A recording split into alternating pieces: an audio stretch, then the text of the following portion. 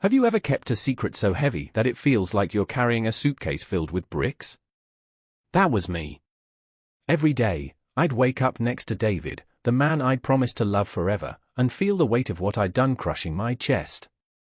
It wasn't just guilt, it was shame, regret, fear. And let's be honest, a tiny part of me was angry too. Angry at myself. Angry at Mark. Maybe even a little angry at David for not noticing sooner. Mark. God, even saying his name in my head stung. He swept into my life like a summer storm, intense, thrilling, and gone just as quickly. I hadn't heard from him in weeks. No calls. No texts.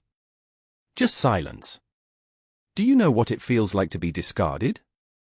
To give someone a part of yourself only for them to walk away without so much as a goodbye? It's humiliating. That's how I found myself sitting on a plush grey couch in Dr. Evelyn Harper's office. Therapy wasn't my idea, it was a desperate move, a Hail Mary to keep my life from falling apart completely. Dr. Harper was nothing like I expected. She had this air about her, poised but intense, like she could peel back your layers just by looking at you. Her office was cozy but too perfect, like a magazine spread come to life. Everything about her put me on edge, but her voice? Smooth as honey. It made you want to spill your soul just to keep her talking. So, Anna, she said, her pen poised delicately over her notebook, what brings you here today? It was such a simple question, but it made my throat tighten. Where do you even start with something like this? How do you admit you've betrayed the one person who trusts you the most? I made a mistake, I said finally, my voice barely above a whisper. Her eyes locked onto mine, piercing but calm. What kind of mistake? My stomach twisted. I was unfaithful to my husband. There. It was out. Evelyn didn't flinch. She didn't look surprised or disgusted. She just nodded, like she'd heard this story 100 times before. How does that make you feel? What kind of question was that? How do you think it made me feel? I hesitated, unsure whether to cry or laugh. Horrible, I said finally. Like I've ruined everything. Why do you think it happened? She asked, tilting her head slightly. That was the million-dollar question, wasn't it? Why? Why did I risk everything for a man who wasn't even around anymore? Why wasn't David enough? I don't know, I admitted. Evelyn leaned back, her gaze never leaving mine. Sometimes, we don't realize what we're truly searching for until it's too late, she said softly. Does your husband know? No, the word came out too quickly, too forcefully. And I don't plan on telling him. For the first time, Evelyn's expression shifted, just a flicker of something I couldn't quite place. Amusement? Pity? It was gone before I could pin it down. Secrets have a way of coming out, Anna, she said, her tone as smooth as ever. Even the ones we think we've buried deep. Her words sent a chill down my spine, but I brushed it off. What did she know about my secrets? Nothing. Also, I thought. Looking back, I should have known something was off. The way she watched me, the way she seemed to know exactly where to press to make me squirm, it wasn't normal. But I was too wrapped up in my guilt and shame to see it then. And now I can't help but wonder, did she know? Right from the start, did she know everything? Tell me, what would you have done if you were me? Would you have walked away? Or would you have stayed, convinced you could fix the unfixable? I chose to stay. And that's when everything started to unravel. You know how they say hindsight is 20/20ths? That's the funny thing about life, you never see the signs until it's too late. Sitting in Dr. Harper's office, I thought I was peeling back layers of myself, exposing my worst secrets to someone who could help. What I didn't realize was that she was peeling back my life, too, one layer at a time. It started subtly. Therapy with Evelyn felt less like a journey of healing and more like walking into a maze, each turn more confusing than the last. Tell me more about your husband, she said one day, her voice calm, inviting. What's David like? He's a good man, I said, choosing my words carefully. Wasn't he? Kind. Dependable. He works hard, and he loves me. Evelyn raised a perfectly shaped eyebrow. But what? I asked, shifting uncomfortably. There's always a but, Anna. She leaned forward slightly. No one cheats without a reason. Sometimes, it's because something, or someone, is missing. Her words hung in the air, and I hated how they made me feel. What was I supposed to say? That David had been distant lately? That our conversations had turned into routines, our nights into separate silences? I wasn't even sure if that was true, or if I was just searching for excuses to justify what I'd done. Has he ever given you a reason to doubt him? She asked suddenly, catching me off guard. I frowned. Doubt him how? Evelyn shrugged, a small, knowing smile playing on her lips. Men don't always need a reason to stray. You might think you're the only one keeping secrets, but are you sure? Her words felt like a knife twisting in my chest. Was I sure? David had always been faithful, or so I thought. But now? Now, Evelyn had planted a seed of doubt, and it started growing, twisting, coiling around my thoughts like a vine. That night, I watched David more closely than usual. Every glance, every movement, every pause in his words seemed suspicious. Was he hiding something, or was it just my guilt playing tricks on me? But the storm really hit when David confronted me. I was brushing my hair in the mirror when he walked in, holding my phone. His face was pale, his jaw tight. "Who's Mark?" he asked, his voice barely controlled. My heart dropped. He must have seen the messages I thought I'd deleted. How could I have been so careless? "David, I can explain." "Explain what?" He threw the phone onto the bed. "Explain how you've been sneaking around behind my back?" "How long, Anna? How long has this been going on?" I froze, my mind racing. Evelyn's words echoed in my head, "Deny everything." "It's not what you think," I said quickly. "He's just a friend." "It's nothing." David's laugh was sharp, bitter. "Do you think I'm an idiot? You've been lying to me." The fight that followed was the kind that leaves scars. Words were thrown like daggers, each one hitting its mark. I accused him of being distant, of not caring enough, while he accused me of destroying everything we'd built. But even in the chaos, I couldn't stop thinking about Evelyn. It was almost as if she had predicted this, as if she knew exactly what was coming. The next day, during our session, I told her everything. Evelyn listened intently, her expression calm but her eyes gleaming with something I couldn't quite place. "Satisfaction, maybe?" "Anna," she said softly, "it sounds like David isn't as perfect as you thought. Maybe this is a sign that there are cracks in your marriage, cracks that were there long before your affair." Her words sank into me, heavy and sharp. Cracks. Was she right? Or was she just feeding my doubts? What I didn't know then was that Evelyn's interest in David wasn't clinical, it was personal. Years ago, she had been where I was now. She was the other woman, the secret, the affair. David had ended it abruptly, leaving her humiliated and heartbroken. And now? Now she was in control, playing us both like pieces on a chessboard. But here's the real question: if you knew someone was pulling the strings, would you be able to stop them? Or would you let yourself believe the lies because the truth is too painful to face? I was starting to think the truth was something I wasn't ready for. You ever get the feeling someone's watching you, even when you're alone? That's how I started to feel during my sessions with Evelyn. The way she leaned in, the way her questions seemed to cut straight to the nerve, it wasn't just therapy anymore.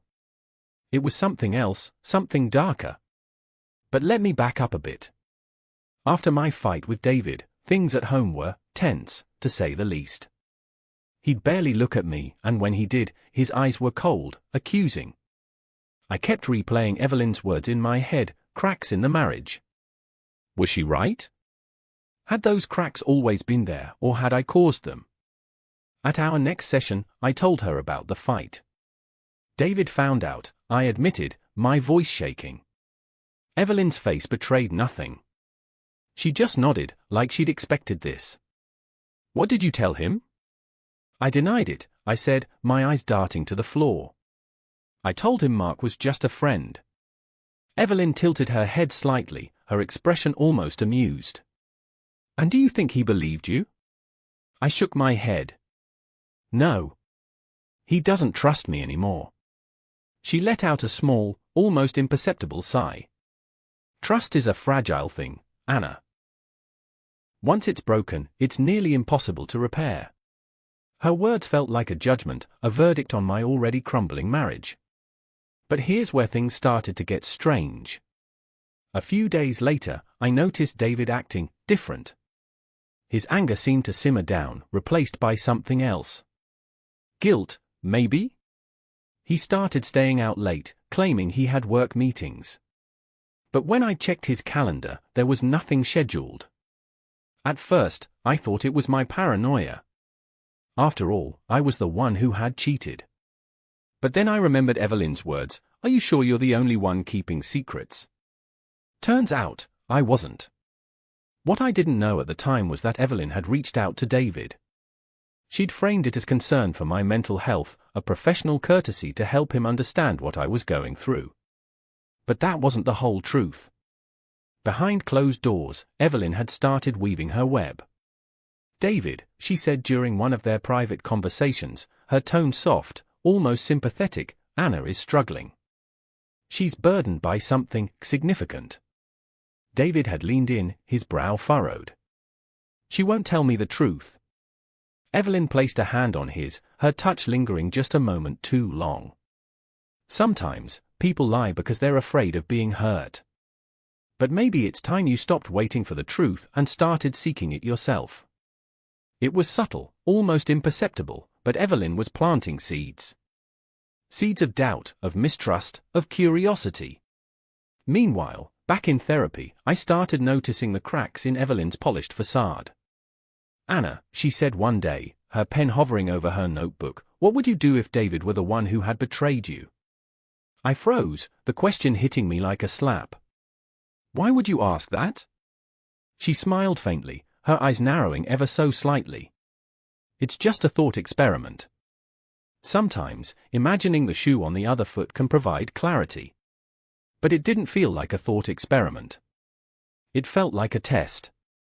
I began to wonder, how did she know so much about betrayal? About the way it creeps into a marriage and eats away at everything you thought was solid? It wasn't just her job. It was personal. And then it hit me, Evelyn wasn't just helping me. She was playing me. But by the time I realized it, she was already too deep in our lives. She had David wrapped around her finger, rekindling whatever had once been between them. She had me unraveling, doubting my own sanity. And the worst part? She was enjoying every second of it. She had a plan, you see. A twisted, brilliant plan. She wanted to destroy us, not just our marriage, but everything we thought we knew about ourselves. And she was doing it so elegantly, so seamlessly, that we didn't even see it coming. Tell me, what would you have done in my place? Would you have trusted your instincts, or would you have stayed in the dark, hoping it was all just your imagination? Me? I stayed. And that's when the real nightmare began. You know that moment when everything you thought was true collapses like a house of cards? That's where I found myself. And trust me, when your world falls apart, it doesn't crumble quietly, it shatters. It started with an email. David was in the shower, his phone buzzing on the nightstand. Normally, I wouldn't have touched it, trust, right? But something about the way he'd been acting lately gnawed at me. Staying out late. Avoiding eye contact. And that lingering guilt in his voice whenever he said he'd had to work. So, I picked it up. The email wasn't new. It was buried in a folder he probably thought I'd never find. But there it was, an entire thread between David and her. Evelyn. The subject line hit me like a punch to the gut, about us. I don't even know why I kept reading. Maybe I thought there'd be some reasonable explanation, some twist that would make it all make sense. But no. It was all there, in black and white, the secret meetings, the promises, the way he had ended things with her. I can't keep doing this, David had written in one of the last emails. Anna and I are trying to rebuild. I need to focus on my marriage. Evelyn's response was chillingly composed, understood. But I hope you know, endings aren't always final. The words felt like poison in my veins. When David came out of the shower, I was standing there, his phone in my hand. "What's this?" I asked, my voice trembling. He froze, the color draining from his face. "Anna, let me explain." "Explain?" I threw the phone onto the bed. "Explain how you could stand there, judging me, while you were lying to me this whole time. You had an affair with my therapist." David tried to reach for me, but I stepped back. The distance between us felt insurmountable. "It was years ago," he said, his voice barely a whisper. "It was a mistake. I ended it. I chose you." I laughed bitterly. "You chose me? After betraying me? After sleeping with her?" The argument that followed was a hurricane of accusations and confessions. I yelled about his hypocrisy, about how he had no right to judge me when he'd done the same thing. He fired back, accusing me of using my guilt to justify my actions. But the worst part? Evelyn was the invisible third person in the room, her presence looming over every word we said. I left the house that night, needing space to think, to breathe. But the further I got, the more the pieces started to click into place. Evelyn wasn't just some passive observer. She was orchestrating this, feeding on our mistrust and anger like a vulture circling its prey. I thought back to our sessions, to the way she always seemed to steer the conversation toward David. The way she planted seeds of doubt, the way she pushed me to question his faithfulness. And now, it all made sense. She wasn't just my therapist, she was my enemy. But what was her endgame? Why go through all this trouble?